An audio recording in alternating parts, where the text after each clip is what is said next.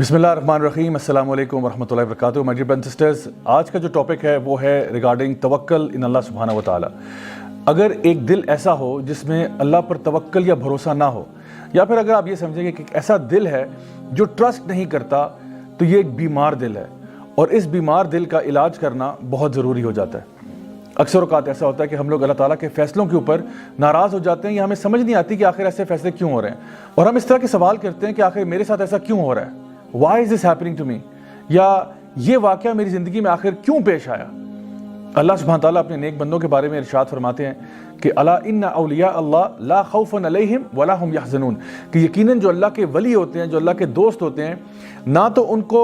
خوف ہوتا ہے اور نہ ان کو غم ہوتا ہے، یعنی نہ تو وہ فیوچر کے بارے میں خوفزدہ ہوتے ہیں، کیونکہ ظاہری بات ہے جب انسان فیوچر کے بارے میں سوچتا ہے تو اس کو خوف پیدا ہو سکتا ہے کہ مجھے فلاں چیز، میرا بزنس کامیاب نہیں ہوگا، یا مجھے بیماری لگ جائے گی، یا فلاں چیز مجھے کاٹ جائے گی۔ مطلب یہ اس قسم کے خوف جو فیوچر کے ہوتے ہیں وہ انسان کی زندگی میں آ جاتے ہیں۔ اور پھر ایسا بھی ممکن ہے کہ ایک انسان جو ہے اپنے پاسٹ کے بارے میں غم کرنا شروع کر دے کہ ہائے کاش اگر میں نے یوں کر لیا ہوتا، کاش میں نے ایسا کر لیا ہوتا۔ تو اللہ سبحانہ تعالیٰ فرماتے ہیں کہ جو میرے ولی ہیں وہ نہ تو فیوچر کے بارے میں ڈرتے ہیں اور نہ ہی پاسٹ کے بارے میں غم کرتے ہیں، کیونکہ وہ پورا کا پورا ٹرسٹ جو ہے وہ اللہ سبحانہ تعالیٰ کی ذات پر کرتے ہیں کہ جو ہوگا انشاءاللہ اللہ تعالیٰ کی مرضی کے مطابق ہوگا، اور میں اللہ کی مرضی سے راضی ہوں۔ اللہ سبحانہ تعالیٰ سورہ توبہ میں ارشاد فرماتے ہیں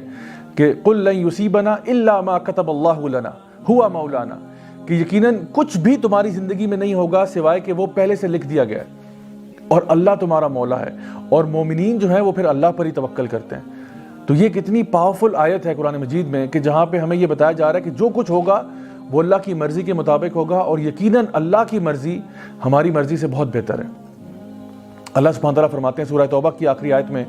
فَإِن تَوَلَّوْا فَقُلْ حَسْبِيَ اللَّهُ لَا إِلَٰهَ إِلَّا هُوَ عَلَيْهِ تَوَكَّلْتُ وَهُوَ رَبُّ الْعَرْشِ الْعَظِيمِ، کہ اگر وہ آپ سے منہ پھیر لیں تو پھر حسبی اللہ، اللہ میرے لیے کافی ہے، لا الہ الا ہو، میں اللہ کے سوا کسی کی عبادت نہیں کرتا، علیہ توکلت، اور اگر توکل کرتا ہوں، اگر بھروسہ کرتا ہوں تو اللہ پر ہی کرتا ہوں۔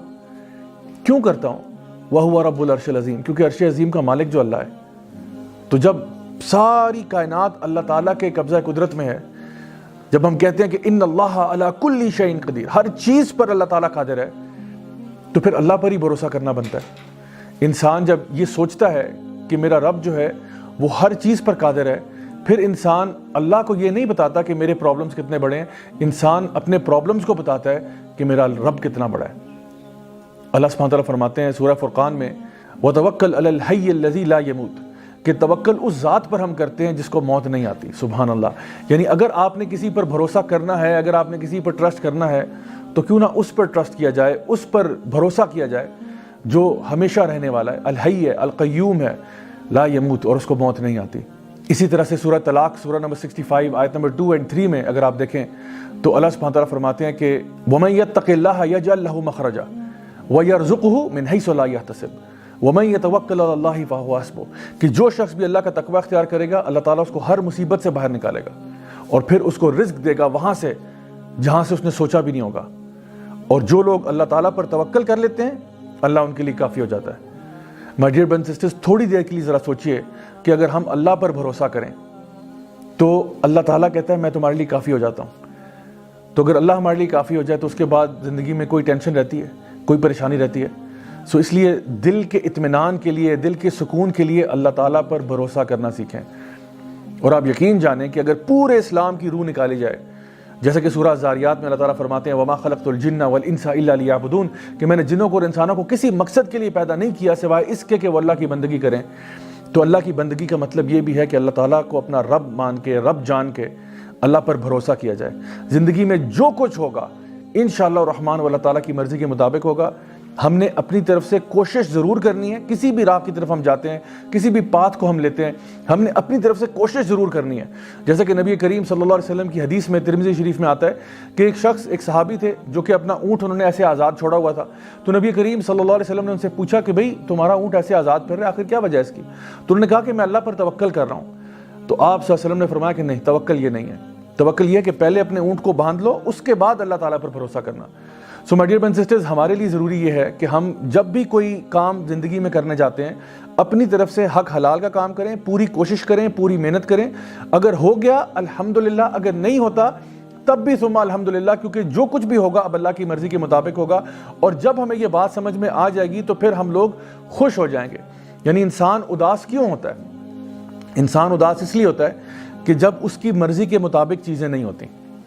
ہم یہ چاہتے ہیں کہ ہر چیز جو زندگی میں ہوگی وہ ہماری مرضی کے مطابق ہو، لیکن the fact of life is کہ زندگی میں کئی چیزیں ایسی ہوں گی جو آپ کی مرضی کے مطابق نہیں ہوں گی، نہ ہی وہ آپ کے ٹائم ٹیبل کے مطابق ہوں گی. جو ایمان والے لوگ ہوتے ہیں وہ یہ بات جانتے ہیں کہ جب بھی جو کچھ بھی ہوگا وہ اللہ تعالیٰ کی مرضی کے مطابق ہوگا. اور اللہ العلیم ہے، الحکیم بھی ہے. اللہ میرے سے علم میں بھی زیادہ ہے، اللہ تعالیٰ حکمت میں بھی مجھ سے زیادہ ہے، تو اس لیے اللہ کا جو فیصلہ ہوگا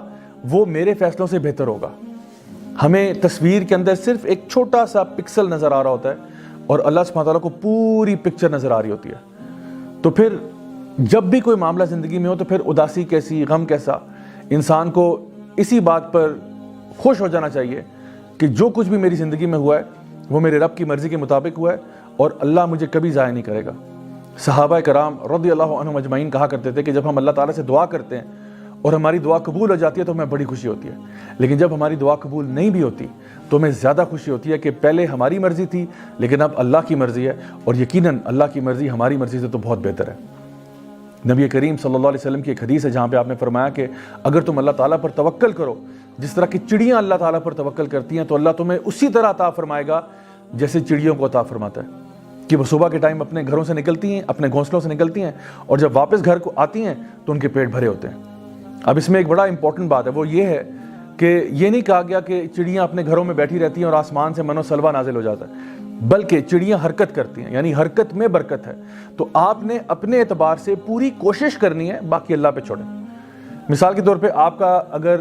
2 ہفتے کے بعد فائنل ایگزام ہے، آپ اس کی خوب تیاری کریں، خوب محنت کریں اور پھر اللہ تعالیٰ پر توکل کریں. اچھے طریقے سے ایگزام اٹیمپٹ کر کے آئیں، انشاءاللہ الرحمن اگر اچھے نمبر آ گئے الحمدللہ، اگر نہیں بھی آتے اور کسی وجہ سے آپ فیل ہو جاتے ہیں یا آپ کا داخلہ کہیں پہ نہیں ہو پاتا، تب بھی اللہ تعالیٰ پر پورا بھروسہ کریں کہ انشاءاللہ اس میں سے بھی خیر نکلے گی. کسی کو اگر آپ نے اپنے گھر دعوت کے اوپر بلایا ہوا ہے، اب یہ نہیں کہ آپ نے دعوت پر بلا لیا اور کھانے کے لیے کچھ تیار نہیں کیا کہ جی آپ اللہ تعالیٰ پر توکل کر رہے ہیں کہ شاید آسمان سے کھانا نازل ہوگا، ایسا نہیں ہے. دعوت پر کسی کو بلا رہے ہیں، اپنی طرف سے پورے پریپریشن کریں کھانے کی. ہاں اگر وہ جل جائے یا کوئی اور مسئلہ ہو جائے وہ اور بات ہے، پھر اللہ تعالیٰ پر توکل کریں کہ اس میں بھی کوئی نہ کوئی خیر ضرور نکلے گی. سو آئی ہوپ کہ آج کی اس بات سے آپ کو سمجھ میں آ گیا ہوگا کہ اصل میں اللہ تعالیٰ پر توکل کرنا، اللہ تعالیٰ پر بھروسہ کرنا کتنا ضروری ہے آپ کے اپنے دل کے اطمینان کے لیے. Until next time, this is me, Raja Zawlak, signing off. Wassalamu alaikum wa rahmatullahi wa barakatuh.